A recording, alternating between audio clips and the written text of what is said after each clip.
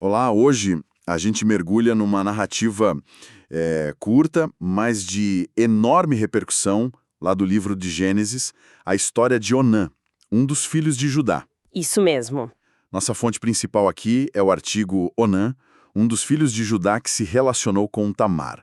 Nosso objetivo é tentar desvendar quem foi essa figura, sabe? Entender o mundo complexo em que ele viveu, a família, os costumes, e por que um ato de recusa dele e a subsequente intervenção divina ainda provocam tanta discussão e às vezes até mal-entendidos, né? Com certeza. De cara, o artigo que a gente analisou coloca um ponto central. Onã não morreu por um acaso, não. Ele teria sido morto por Deus por causa de uma recusa egoísta em cumprir um dever familiar muito específico, o levirato. Exato. E essa recusa, segundo a análise aqui, demonstrou um desprezo profundo pela continuidade da linhagem do irmão que tinha falecido. Exatamente. E para a gente captar a real dimensão da atitude do Onã, é indispensável entender essa prática do casamento levirato, em hebraico ibum. A fonte mostra bem que não era só um costume, não. Era uma instituição social e religiosa de muito peso no antigo Israel. Era tipo assim, o mecanismo para preservar o nome, a descendência e, crucialmente, a herança de um homem que morria sem deixar filhos.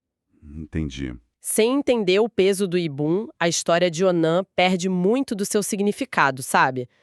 Ele estabelece todo o contexto moral e social da situação. Então vamos situar o Onã nesse cenário familiar. Ele era o segundo filho de Judá. A mãe dele, segundo o relato bíblico que a fonte explora, era uma mulher cananeia identificada como filha de Suá. Uhum. Onã tinha um irmão mais velho, Er, e um mais novo, Selá.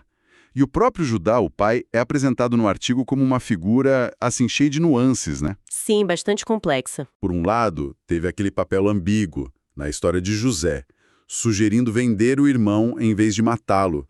Por outro, casou-se com uma cananeia, algo que ia, contra a orientação dada ao pai dele, Jacó. Exato. E o paradoxo interessante que a fonte levanta é que a linhagem messiânica viria justamente de Judá, apesar dessas complexidades todas. Sem dúvida. Esse casamento de Judá com uma cananeia é um detalhe bem significativo que a fonte ressalta. Era uma quebra das normas, das tradições endogâmicas que os patriarcas tentavam manter. Sim. Isso pode ter criado uma dinâmica familiar particular, talvez um pouco mais afastada das tradições estritas de Abraão, Isaque e Jacó. E é fundamental, como o texto que a gente está usando enfatiza, ter em mente o valor da linhagem na sociedade hebraica antiga. Não era só questão de sangue, não. Determinava identidade, pertencimento, direito sobre a terra, que era vista como promessa divina, e o próprio futuro. Nossa! A continuidade da linhagem era quase uma questão, assim, existencial para eles. E antes da gente chegar no Onã, tem a história do irmão mais velho, o Er. A fonte menciona que ele é descrito lá em Gênesis como mau aos olhos do Senhor. Isso. E por essa maldade, Deus o fez morrer. O texto bíblico não chega a especificar o que Er fez de tão grave, né? Não detalha. Mas o artigo usa esse ponto para mostrar que a morte dele não foi acidental. E é essa morte que dispara toda a sequência de eventos envolvendo Onã. Exatamente. Er era casado com Tamar, mas morreu sem deixar descendentes, criando a situação exata, para a aplicação do levirato. E aí entra o Yebum em cena. A fonte detalha como essa prática funcionava, citando até a formalização posterior na lei mosaica, lá em Deuteronômio 25. A regra era bem direta. Se um homem casado morresse sem filhos, era esperado que um irmão dele se casasse com a viúva. Certo. E o ponto crucial, assim, é que o primeiro filho homem, nascido dessa nova união, não seria legalmente filho do pai biológico, mas sim considerado filho do irmão falecido. Que coisa complexa. Imagino a pressão e as implicações disso tudo. Mas qual era o objetivo principal por trás dessa lei, desse costume tão específico? Bom, a análise da fonte destaca um duplo propósito, ambos vitais naquela cultura. Primeiro, era para suscitar descendência ao irmão falecido, garantindo que o nome dele não fosse apagado de Israel. A continuidade do nome era essencial para o legado. para a memória. Faz sentido. Segundo, e totalmente ligado a isso, era para manter a herança, especialmente a terra, dentro da mesma unidade familiar. Como a gente falou, linhagem e terra eram inseparáveis para eles. Uhum. Morrer sem filhos era uma tragédia pessoal e familiar, com o risco real de perder o nome e a propriedade.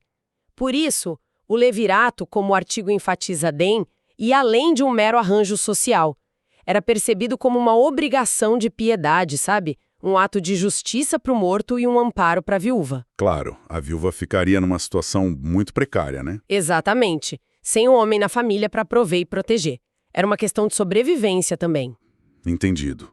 Com a morte de Er, então, Judá, o pai, se vira para Onã e o instrui a cumprir esse dever. Casar-se com Tamar, a cunhada viúva, para dar continuidade à linhagem de Er. Exato. E é aqui que a história toma seu rumo mais conhecido e dramático. A fonte nos leva direto a Gênesis 38, versículo 9, onde a gente lê que o Onã cumpriu o ato conjugal com Tamar, mas, e aqui está o centro da questão, ele impedia a concepção de propósito. Uhum. O texto bíblico diz que ele derramava o sêmen na terra para não dar descendência a seu irmão. E a análise que a gente tem em mãos é taxativa sobre a motivação de Onã.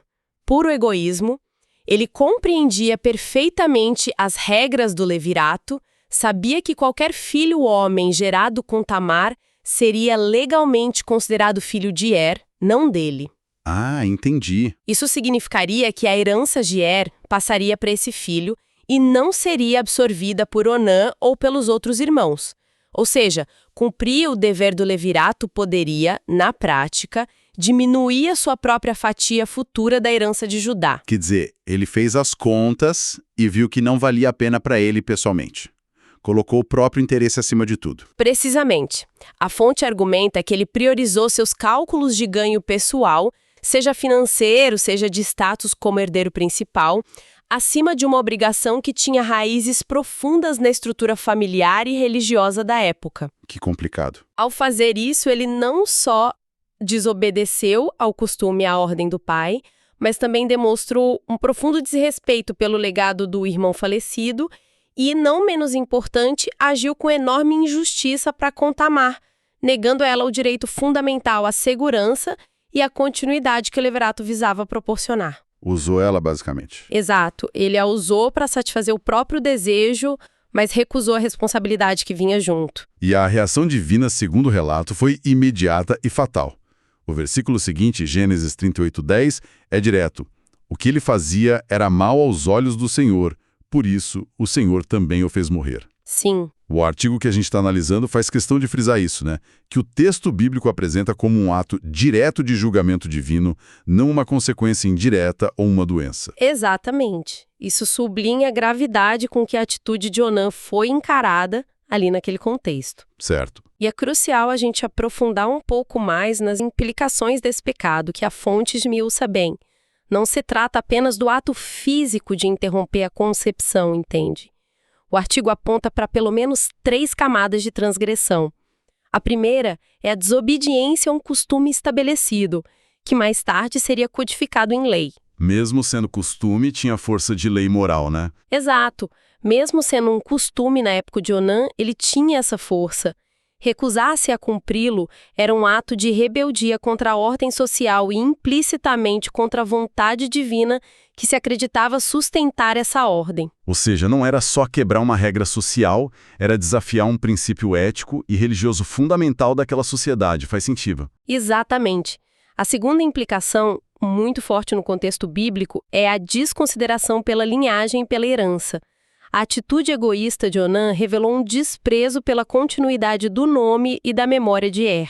Uhum. Isso entra em choque direto com a imensa valorização das gerações, da descendência e da preservação familiar que permeia toda a narrativa do Antigo Testamento. A fonte quase sugere que foi uma tentativa de apagar o legado do próprio irmão para benefício próprio. É uma perspectiva bem dura sobre a atitude dele. E a terceira implicação, que a gente já tocou, mas vale reforçar. Sim, a injustiça flagrante contra Tamar. A fonte descreve a posição de vulnerabilidade extrema de uma viúva sem filhos naquela sociedade patriarcal. Tamar dependia do cumprimento do levirato para ter um lugar seguro na família, para ter sustento e para ter um futuro. Claro. A recusa de Onã a deixou numa espécie de limbo social e legal, usada, mas sem a proteção e o direito que o costume lhe assegurava. O artigo inclusive menciona que essa frustração e a subsequente negligência de Judá em oferecer o terceiro filho, Sela. Ah, sim, tem essa parte também. Exato, isso levou Tamar a tomar aquelas medidas drásticas e bastante heterodoxas mais tarde na narrativa para garantir a sua própria descendência e justiça. A ação de Onã teve consequências devastadoras para ela. Nossa, é verdade. Essa história, como muitas narrativas bíblicas, acabou ganhando interpretações bem variadas ao longo dos séculos, né? Muito variadas. O artigo que a gente está usando aborda um ponto que sempre gera debate. A associação quase automática que muita gente faz do pecado de Onã com a contracepção em geral ou com a masturbação. Sim, esse é um ponto-chave. Muita gente ouve Onã e pensa imediatamente nisso, né? Sim, e a fonte faz um excelente trabalho em contextualizar essa questão. Historicamente, é inegável que a passagem foi mobilizada em debates sobre imoralidade sexual e controle de natalidade. O artigo até cita a encíclica Humana Vitae, da Igreja Católica, como um exemplo onde essa narrativa foi referenciada em discussões sobre contracepção. Certo. No entanto, o texto que a gente analisou ressalta que uma leitura teológica mais atenta, compartilhada por muitos estudiosos protestantes e também por teólogos católicos contemporâneos, argumenta que o foco do pecado de Onã não está no método utilizado para evitar a gravidez. Não no ato de derramar o sêmen na terra. Exatamente. Não seria o ato físico em si o problema central. Então, se não foi o ato físico, qual seria o verdadeiro cerne do problema, segundo essa análise que a gente está discutindo? O ponto nevrálgico, argumenta a fonte, reside na motivação por trás do ato. Foi a recusa deliberada, calculada e egoísta de cumprir um dever sagrado com preste para o irmão morto e para com a viúva. A recusa em cumprir o ibum. Isso. Essa recusa foi motivada pela ganância, né, a proteger sua herança e pela desobediência à estrutura familiar e aos preceitos divinos implícitos no costume do levirato.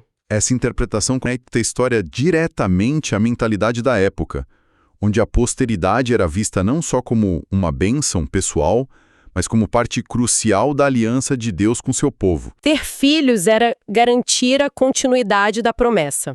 Exatamente. A recusa de Onã, nesse sentido, foi uma rebelião contra essa ordem estabelecida. Um ato de profundo egoísmo que desconsiderou os laços comunitários e a responsabilidade mútua. É uma distinção importante essa. O foco não no ato em si, mas na intenção e na violação do dever. Isso. E para completar o quadro sobre Onã, a fonte traz um detalhe etimológico interessante sobre o nome dele. Onã, em hebraico Onan, parece derivar de uma raiz que significa força, vigor, talvez até poder. E aí reside uma ironia tremenda, né? Que a fonte não deixa passar. Qual? O nome dele sugere potência, capacidade de gerar, virilidade. Mas, paradoxalmente, ele usou essa força, esse vigor biológico, de forma perversa e destrutiva. Para negar a vida, para frustrar a continuidade da linhagem do irmão. A energia que deveria servir à criação foi canalizada para a negação. Que coisa. E no fim, essa força mal direcionada resultou na própria destruição dele, por um julgamento que o texto atribui diretamente a Deus. A força que deveria gerar vida foi usada para impedi-la, selando o próprio destino dele. Nossa, que inversão trágica do significado do próprio nome. Então, recapitulando nossa análise baseada neste artigo, o que realmente emerge da história de Onã. Fica claro que, no contexto bíblico apresentado, as intenções e motivações são tão cruciais quanto as ações externas, né? Sem dúvida. O pecado central de Onã, conforme a fonte o interpreta, foi um egoísmo profundo que o levou a desobedecer a uma obrigação familiar e religiosa vital. Exato. Desrespeitando o legado do irmão, e cometendo uma grave injustiça contra Tamar. E a gente viu como a focalização histórica apenas no aspecto físico da contracepção pode acabar perdendo de vista essa questão mais fundamental da rebeldia egoísta. De dever familiar ou comunitário, Sim. a ética nos relacionamentos mais íntimos, o valor que diferentes sociedades depositam na memória e na continuidade das gerações, e a forma como as intenções por trás das nossas escolhas são pesadas na balança, seja por uma instância divina, seja pela própria consciência ou pela comunidade. Uhum. O artigo nos ajuda a ver que práticas como o levirato, por mais estranhas que possam parecer para a gente hoje, não eram arbitrárias, refletiam valores sociais e religiosos profundos sobre justiça, cuidado mútuo e a própria sobrevivência do grupo. Fica então uma provocação para a nossa reflexão, inspirada nessa análise que fizemos. A história de Onã expõe um choque direto entre o interesse individual, manter sua herança intacta, e uma obrigação coletiva ou familiar, perpetuar a linhagem do irmão e amparar a viúva. Um conflito claro. De que maneiras as nossas sociedades contemporâneas lidam com tensões parecidas? Onde a gente encontra hoje conflitos entre o desejo pessoal legítimo e as responsabilidades que temos para com nossa família, nossa comunidade. Ou até mesmo com as gerações futuras. Exato. Ainda que os costumes e as leis tenham se transformado radicalmente, é algo que com certeza vale a pena ponderar. Fica a reflexão.